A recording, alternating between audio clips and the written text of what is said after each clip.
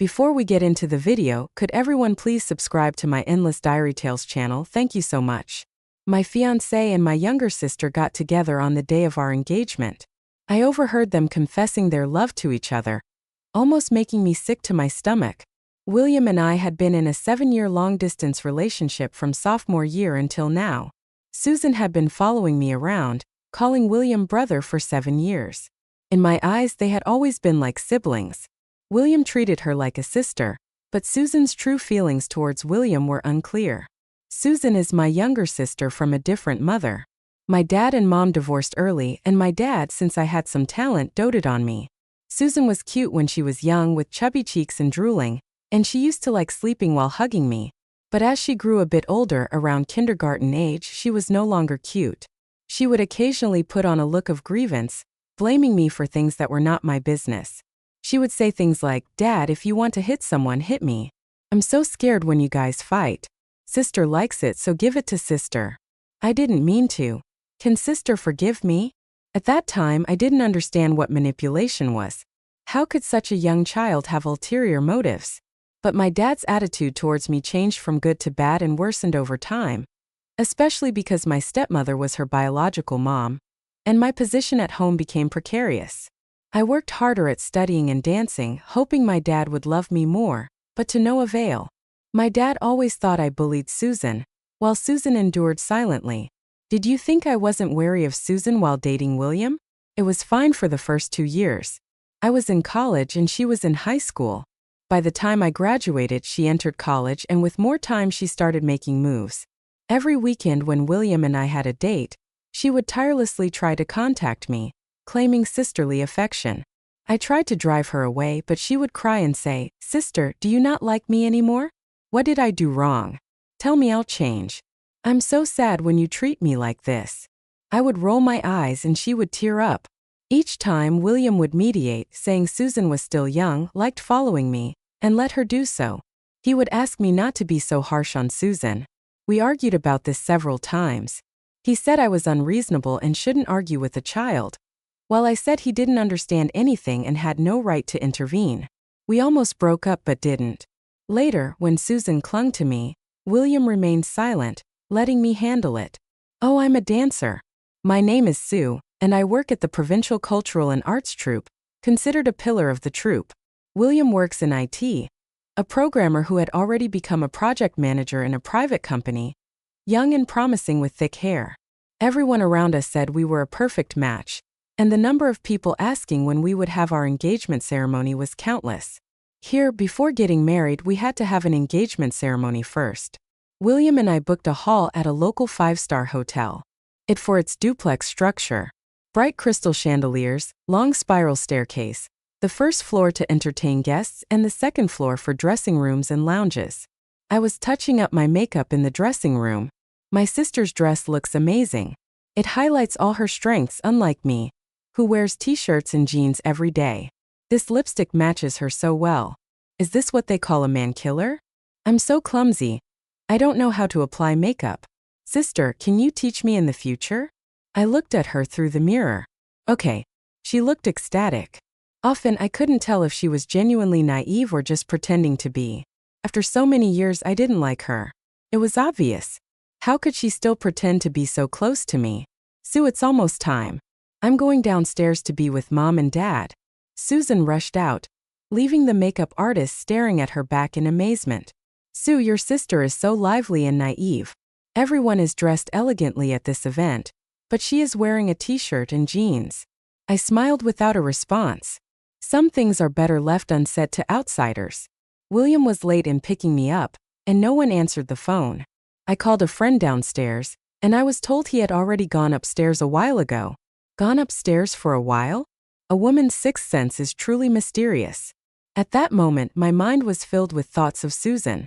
Without hesitation, I got up and walked out, swaying my dress.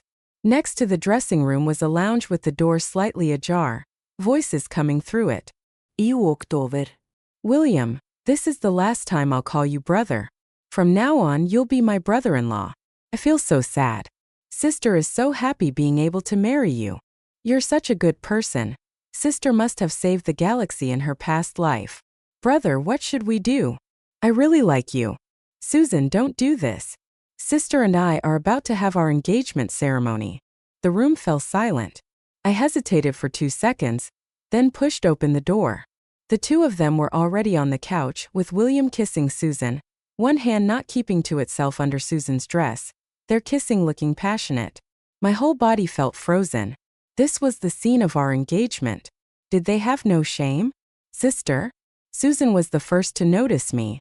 They both scrambled to get up from the couch, one with hair resembling a bird's nest, the other with a suit so crumpled it was hard to look at. Sister, it's not what you think. Sue, let me explain. William quickly caught up, standing in front of Susan. Their strategic positions were too obvious. When did these two really start? Even if today was the tipping point, they must have flirted with each other for a long time before. I looked at Susan, trying to force a smile. It's not what I think. It's what I saw. And to William I sneered. Your words say no, but your actions are quite honest. Today's engagement ceremony doesn't need to be cancelled. Just change the bride from the bride's side. William, we're done. Consider it as if I never knew you. I turned and left, tears flooding in an instant. So many years of love easily gone. Susan followed me out, grabbed me, and fell to her knees, slapping herself in the face. Smack! A crisp sound. The room downstairs fell silent. In the vast space, only Susan's begging cries could be heard. Sister, forgive me and William. This time it wasn't on purpose. I was mentally prepared to call him brother-in-law. We didn't do anything wrong. Please believe me. Please, let's proceed with your engagement properly. Okay. Her words made me laugh out of anger.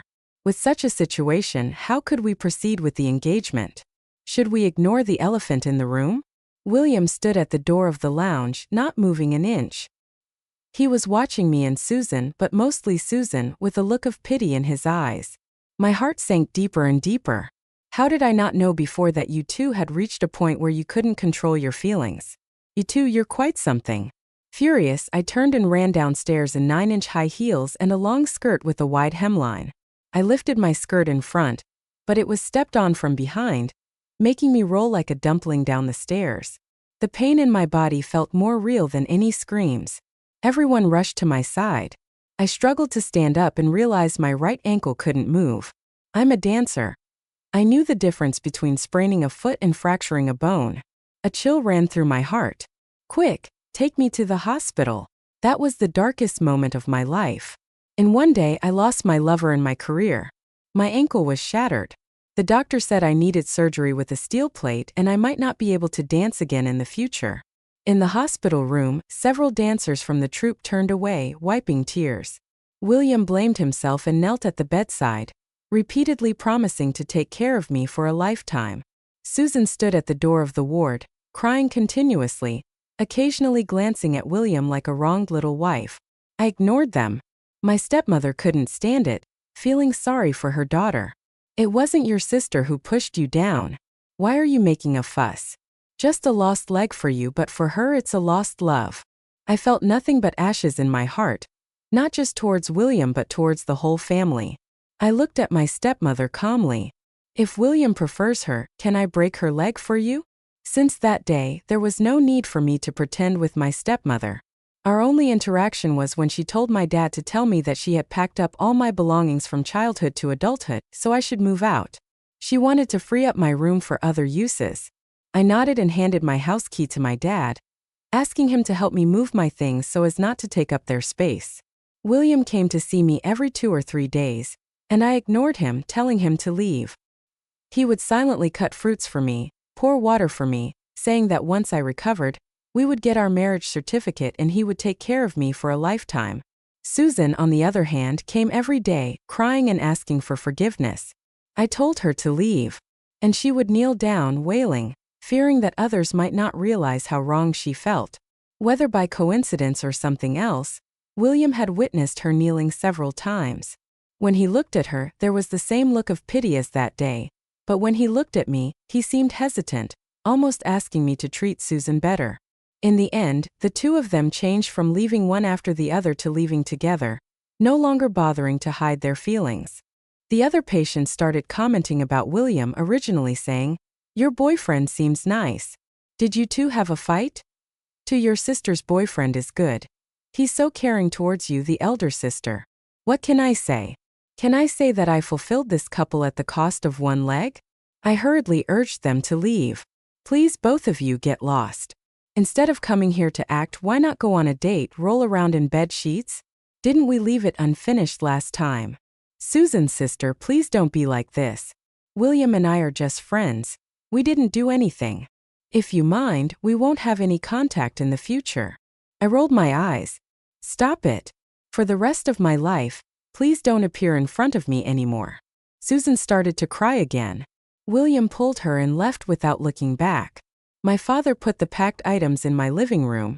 For weaving bags in total, from clothes, books, photo frames, simple skincare products to slippers, toothpaste, and chargers, everything was thrown randomly into the weaving bags. I picked out useful things with my cane, then called the recycling station for old clothes and books to come pick them up.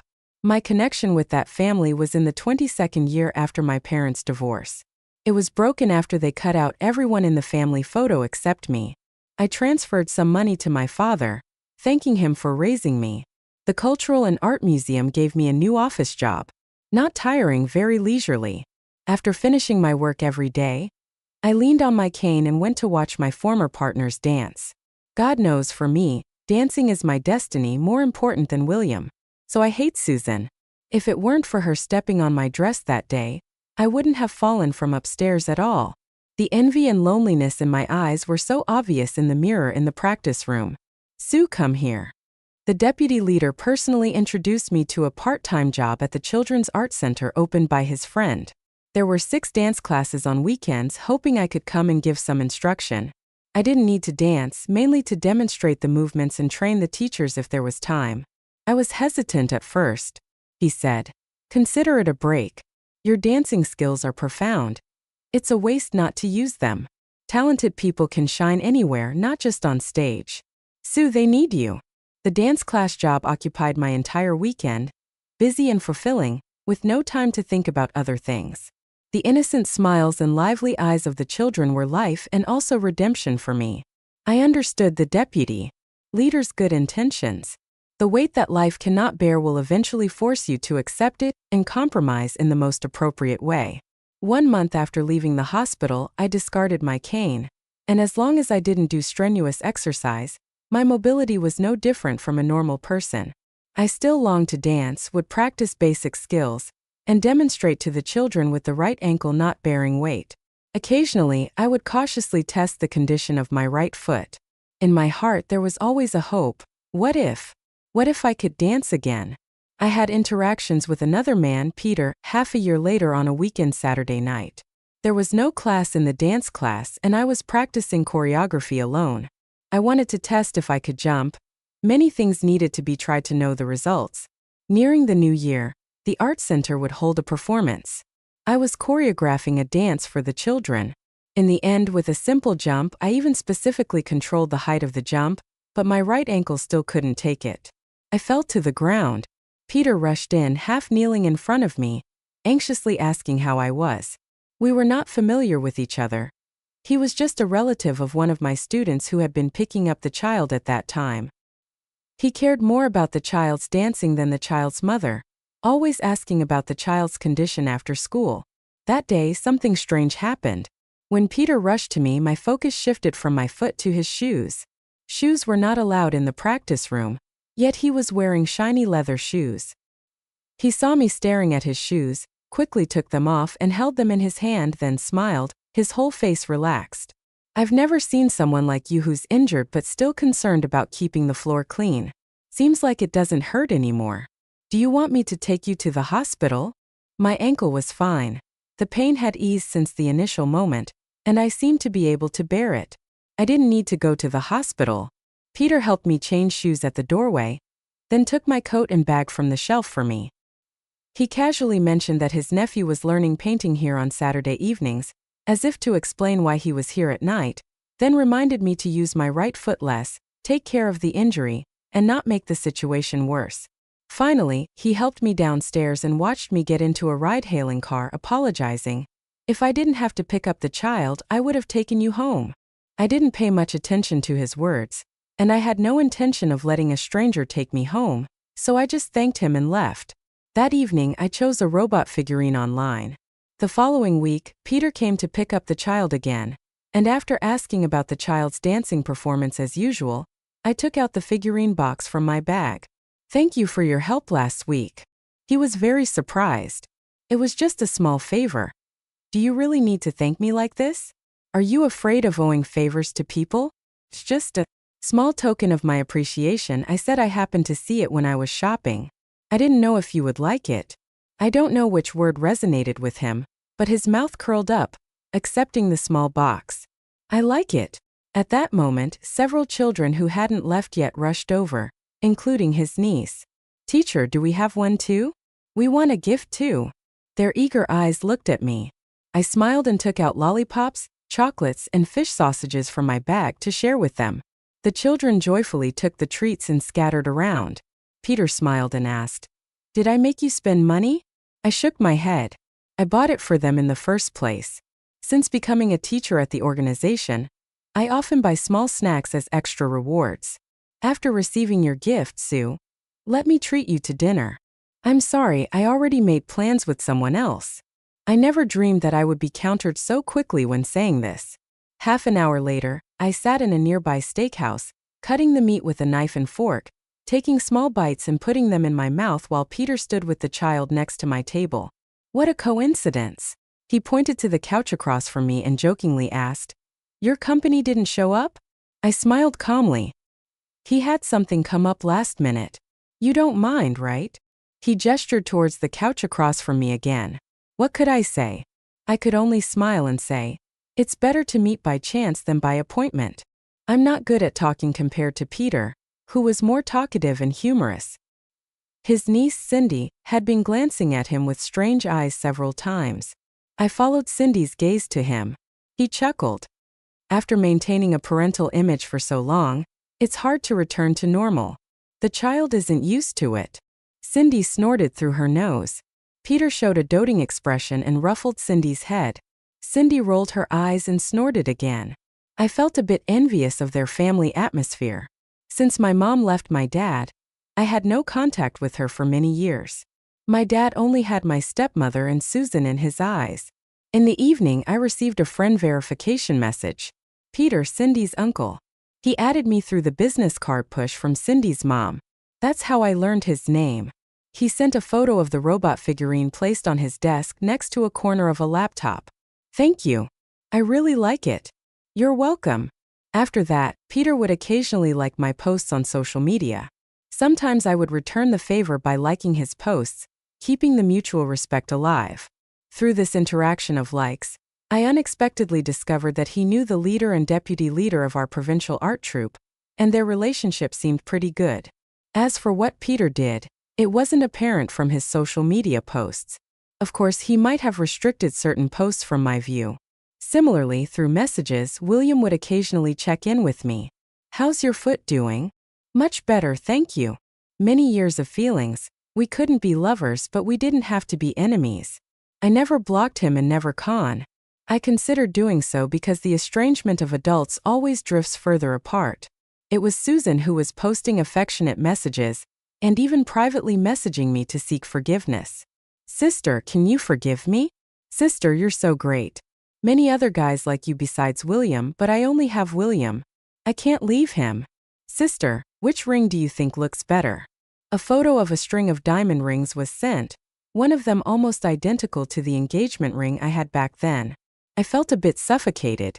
Since that incident happened, every time Susan sent me a message seeking forgiveness and showing off her relationship, I would reply with just one sentence. She would mostly say that sister was so good and sister loved her the most. On this day she replied, "Sister, you must be angry with what you said. I feel so sad. After all, it's the room you lived in for more than 10 years. I rolled my eyes, turned off the screen, cursed her under my breath and looked out the window. Peter chuckled softly beside me. I turned to him, silently accusing, "You're enjoying yourself when someone else is upset. Do you know when you roll your eyes you look even more lively and cute than usual?" He said. "Are you driving?" I immediately retorted, wondering how even the eye rolling was so obvious. Peter didn't reply, just pursed his lips, a slight smile playing at the corner of his mouth. Cindy, sitting in the back, piped up. Sue, my uncle wishes he had a pair of eyes on you. Peter smiled, glancing at Cindy through the rearview mirror. I turned around, pretending to be serious as I said, Kids, don't talk nonsense. I'm not talking nonsense. My mom said that. Cindy retorted, looking at Peter provocatively, mimicking the tone of an adult. How old are you? Can't even chase girls properly, have to use your niece as a shield. I felt embarrassed on the spot. Peter wasn't completely at ease either. He raised his left hand, resting on the window frame, rubbed his temple, and tried to lighten the awkward atmosphere with a smile. Caught red-handed, huh? He glanced at me and changed the subject. Sue, don't you remember me? I really didn't remember. It was only after Peter half reminded, half directly stated that I recalled that one year where, after every performance, there would be someone sending a basket of flowers. The signature on those baskets was Peter's. Back then we had actually met once. After one performance, he, accompanied by the troupe leader, personally invited me to perform at their company's annual meeting, promising good compensation. I declined and stated the reason directly. During that time, I had to go to my boyfriend's hometown to meet his parents. After that, neither Peter nor his flower baskets appeared again. It hit me like a thunderbolt. Back then, did this man think, Sue, now that you're in my car, can I finally succeed in pursuing you? Peter asked with a playful smile. The thunderbolt in my heart slowly dissipated, accompanied by a sense of relief and a touch of disappointment. I was just an ordinary woman, with desires like anyone else, yearning for someone to like me. Who am I compared to a star? I chuckled at myself, shifting my gaze outside the window. Outside, the city lights were coming on. Now I was just a dancer who might never set foot on stage again, an administrative staff member at the provincial arts troupe, a teacher at a children's art institution. You're the brightest. His voice sounded again, deep and slow, as if pondering for a while. Sue, shall we give it a try? The enclosed space of the car was quiet. I pondered for a while and said, Okay. Peter turned out to be a perfect boyfriend. Every morning he would drive halfway across the city, bringing fresh flowers to pick me up for work. In the afternoon he would pick me up after work. We'd have dinner together, and he'd drive me home. From Monday to Friday, on weekends when I worked at the art gallery, he would spend the whole day with me, either working on his laptop in the parents' rest area, occasionally glancing at the monitors, or standing in the corridor by the classrooms sneakily watching me. Honestly, this kind of care and attention I had never experienced from William. It was sweet. The troupe leader teased after seeing him several times. Not easy to be patient and see the moon emerge from the clouds. The deputy leader chimed in. When's the wedding banquet? I didn't know how to respond. My relationship with Peter was just beginning, and marriage was still a long way off. Peter, however, smoothly continued. Thanks for the well wishes. I'll keep working hard. And you, please say a few more good words for me. Help me bring Sue home sooner. The troop leader and the deputy leader both looked at me with meaningful glances as if saying, You can do it. I was non-committal. Are you really clueless or just pretending? The troop leader asked in private. I was perplexed. The troop leader had to point out that Peter was a famous, wealthy bachelor worth billions, ruthless in the business world, yet had a soft spot for me. I should seize the opportunity. I, on the other hand, hesitated. I knew he was well off. It was evident from his car, attire, and mannerisms, but I didn't realize to what extent until now. I felt undeserving and subconsciously wanted to retreat, unsure of what to do. Our relationship had hit a stalemate. I didn't want to commit, and he didn't want to step back. We were more than friends but not yet lovers. Once, a receptionist at the Children's Art Institution chatted with me about Peter. Peter is so handsome and elegant. He really cares about you. Every time he's here, while other parents are focused on their children, he's always watching you, his fondness written all over his face. The last time you fell, his face turned pale instantly. Before we could react, he had already rushed out, didn't even take his phone. It's true love. I remembered that incident when he rushed into the dance studio. Half kneeling in front of me, first nervous, then smiling, asking if I was okay, effortlessly explaining why he was there, helping me. I dressed and carried my bag. Then he escorted me downstairs but avoided accompanying me home. So considerate. When did you start having designs on me? I sat in his car that night and asked with a smile. I heard you were single. Peter looked at me and didn't shy away from the topic. I felt I couldn't miss this chance any longer. Instead of waiting for someone else to make me happy, I thought I should take a shot. I believe I can do it better than most men. His voice grew deeper. I was afraid you might make a wrong choice, settling for someone inferior to me, and even more afraid that I would regret it. In the background, Nordic folk music played ethereally and chillily. I looked at him. It was the most heartfelt confession I had ever heard. Peter. I'd like to go see a movie. Okay.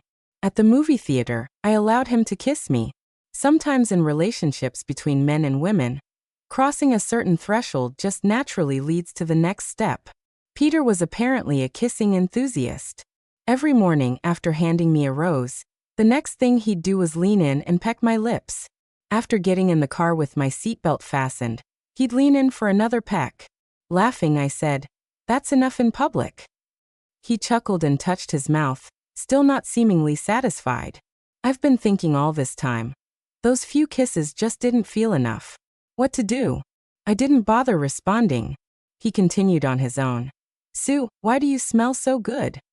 Jokingly, I said, "Probably just mouthwash." He joined in the laughter. When we arrived below the Arts Troupe building, the familiar routine repeated. Kisses, kisses, kisses. You've got to control yourself. Everyone you know is watching. I lightly pushed him away. Everyone in the troupe knows I'm pursuing you. What's there to control? He said, embracing my waist tighter with one hand. Besides, I've already exercised a lot of self-control. If I didn't. His words trailed off, his gaze dropping to my lips, my heart pounding fast, my mind filled with inappropriate yet beautiful imagery. I almost wanted to run away. A low chuckle came from behind. I never knew that being in a relationship with a mature man could be so sweet, even sweeter than a first love. With Peter, he knew exactly when to act, when not to, and gave me the utmost agency. In his words, after taking 999 steps, I'll extend my hand on the final step. You just have to place your hand in mine. And that final step, he would still take it. As long as I didn't retreat, it would all be fine. Under the night sky, beneath a towering clock tower, Peter held me close, regret lacing his voice. I missed you for so many years. At that point, I was already heading towards meeting my boyfriend's parents. If you show up now, you'd be a homewrecker, I mumbled in his arms. Remember, we hadn't even reached the point of meeting each other's parents yet. It was as if I were a thorn in his side as he held me even tighter, nose rubbing against mine, murmuring. Apart from seeking my wife's opinions, my marriage doesn't need to concern. Whoever it is, they're just being informed. So wife, when do you plan to marry me? I remained silent. I decided to retract my assessment of him being a mature man. We had only taken 999 steps of those agreed upon 1,000 steps, and he was already trying to step over the last one, assuming the title of wife, without consulting me. Are you with someone else now? William's booming voice echoed over the phone, interrogating me without even using my name. I was taken aback. William, we've been broken up for so long. You and Susan have a child. Can't I have a boyfriend? I shot back. What child? Have you forgotten we're engaged? It was you hugging Susan that day, wasn't it? We broke up. We broke up on that very day. You're not suited for double dealing like this. What breakup? When did I ever agree to break up? You've been the one avoiding me all this time.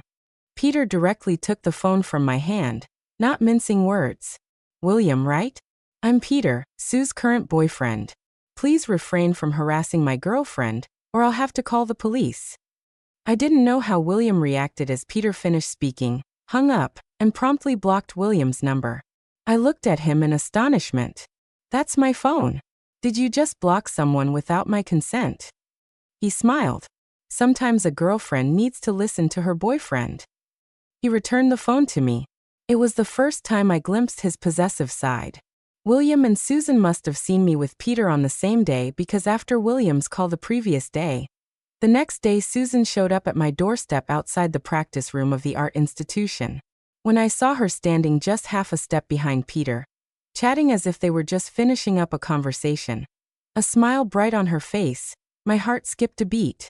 I had lost to her once before, and I was afraid she was trying to repeat history. What are you here for? I was full of hostility, even more so than when she used to pester me and William. Peter walked up to me, turned to look at Susan with a raised eyebrow as if inquiring. Susan looked full of grievances. Sister, I miss you. It's been so long since I last saw you. Mom and Dad miss you too. When are you going back?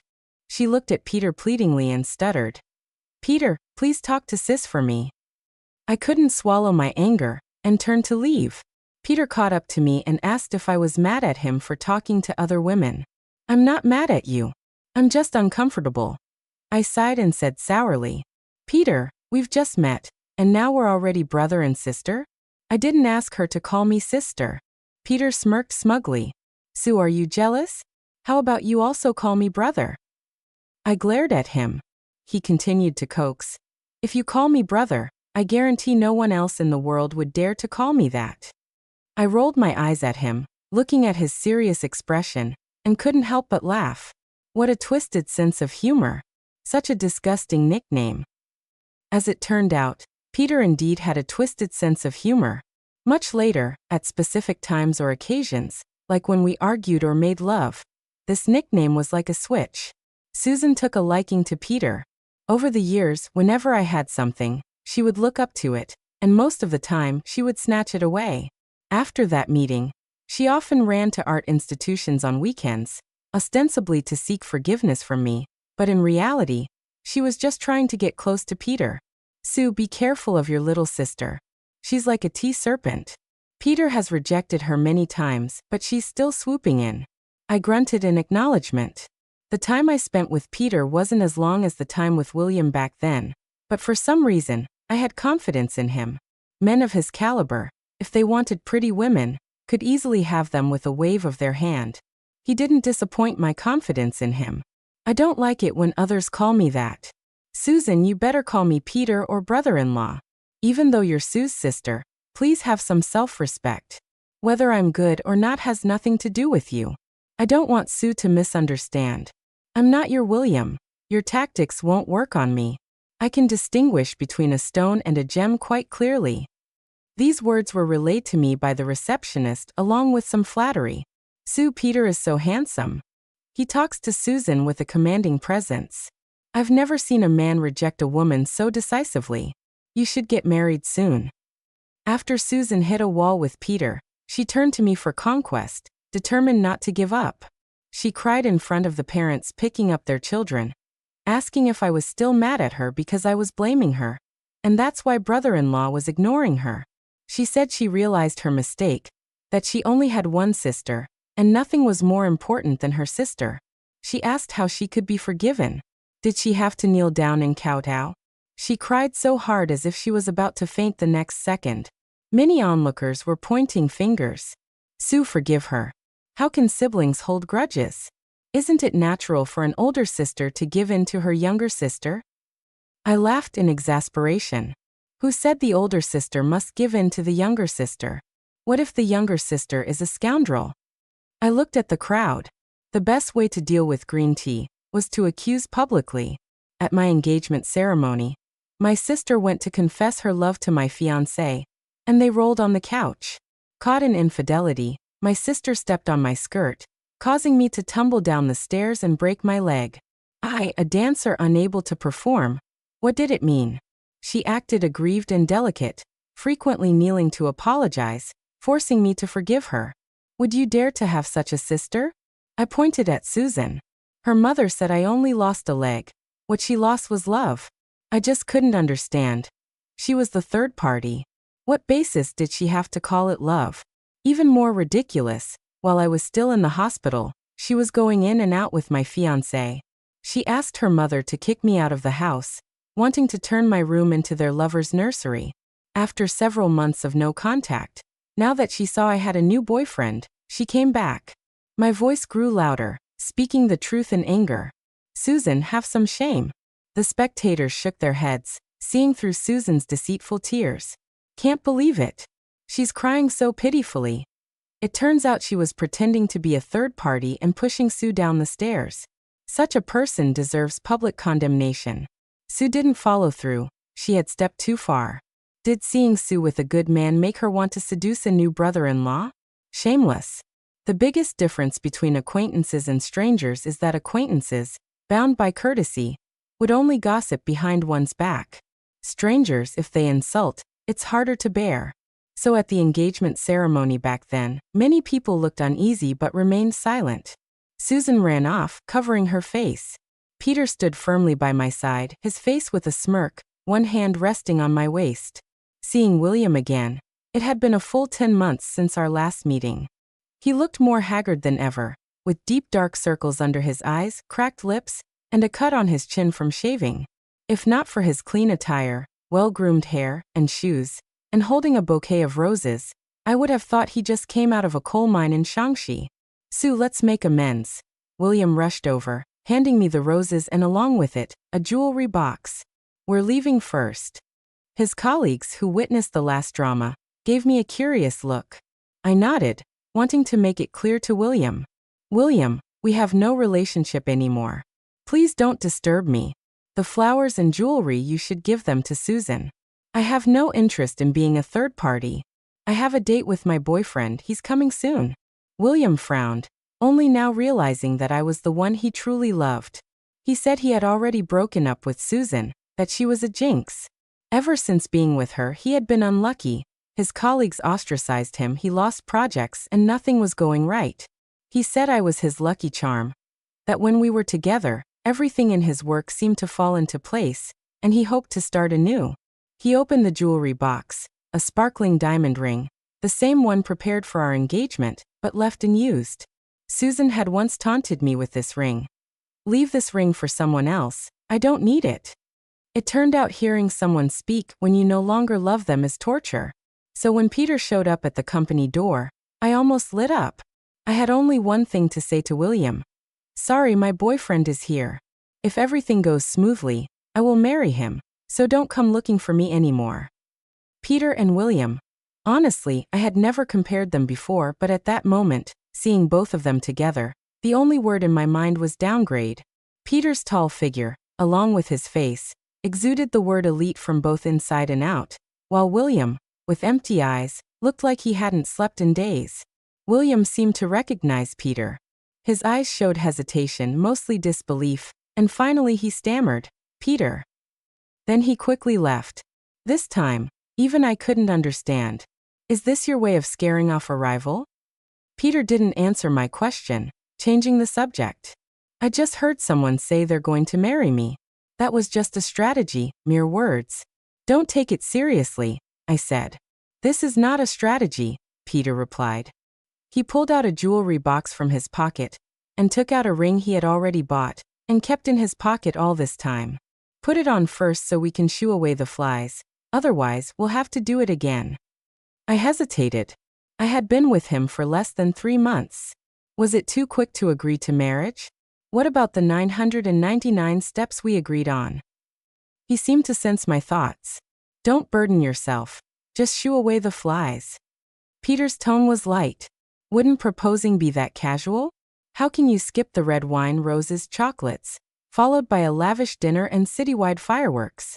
I hesitated still because the ring Peter gave me must not be cheap, with a diamond at least 3 times larger than the one from William and my engagement. "It's fake," I said. Peter could tell I was being hesitant and slid the ring onto my finger. I laughed as I hung up the phone. Some people just think they're clever. Dancers unable to dance. Its seriousness was akin to a painter unable to hold a brush, a singer losing their voice, or a social media star losing their looks, all crucial for their survival. And for Sue, dance was not just a career, it was a dream and life itself. I visited the art troupe to see her. She stood outside the practice room, looking through the glass door at others dancing with a look that touched me. Sue wasn't a prodigy. She became our troupe's lead dancer solely through hard work. The troupe leader said, unfortunately, her choice in men wasn't good. I picked the Children's Art Museum. Cindy was already studying there. I took up the job of picking up and dropping off the kids, making my sister leisurely, and she taunted me while at it. "Cindy, you better support your uncle in the future. Whether you get an aunt depends on you." Cindy readily agreed, and from then on, I had the opportunity to interact with Sue. Every time after school, I would ask about her child, and she never tired of answering, trying to adapt to this new life. The only worry was that Sue often secretly danced, secretly testing her injured foot.